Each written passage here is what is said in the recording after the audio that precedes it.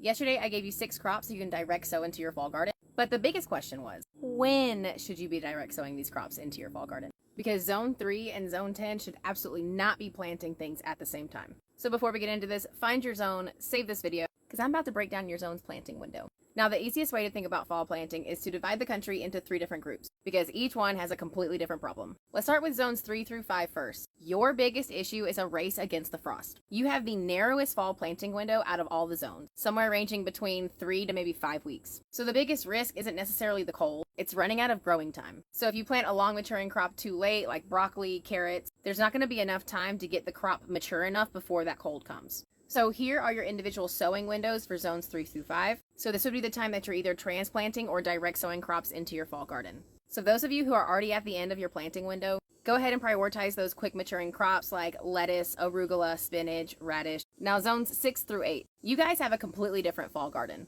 These zones have been termed the Goldilocks zones because you have enough time for 2 different waves of planting. In the first wave of planting, you're going to prioritize those longer maturing crops. Think collards, kale, carrots, broccoli, cabbage. And wave 2 is for your fast crops and your overwintering crops. So your fast maturing crops would be like your leafy greens, radishes, spinach, arugula. You can resow collards and kale. And if you did resow them and you did another round of carrots, we would call those overwintering crops. Because sometime close after that second wave, you're going to hit the Persephone period, which isn't just for zones 6 through 8. That's for everyone.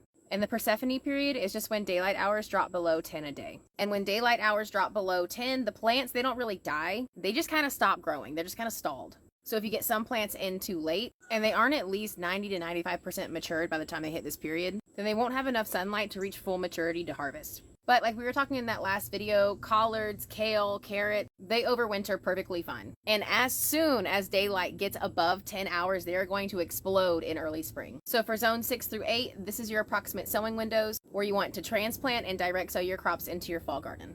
Now for zones 9 and 10, your biggest problem is almost the exact opposite. You have one of the longest cool season growing windows, but planting too early can be a problem when it's still so hot.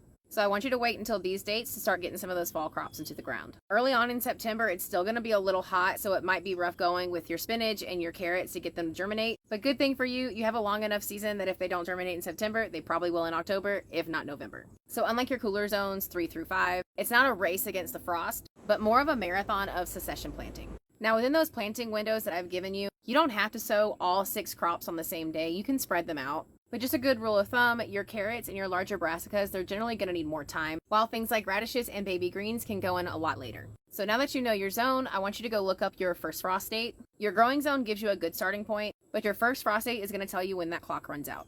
Your first frost is going to give you an idea of how many days that you have left in the growing season, so you're going to use the days of maturity that's listed on the back of the packets to know if you can plant that or if you can't. But don't forget, like I said before, those hardy perennials, the carrots, the collards, the kale, a lot of them can overwinter if you get them planted too late in the season. For the colder zones, if it's going to drop like way below freezing into a hard frost, you're going to make sure to cover them to keep them alive throughout the wintertime. So comment your zone below. Next, I'll break down exactly which crops you should be planting first. So if you're a new gardener and you want a fall garden, and this sounds like your kind of content, make sure you're following my page. I break it down for all new gardeners to teach you of what you need to do and when you need to do it in order to have a garden that thrives. So again, if you want to learn more, make sure you're following my page, and I'll see you in the next video.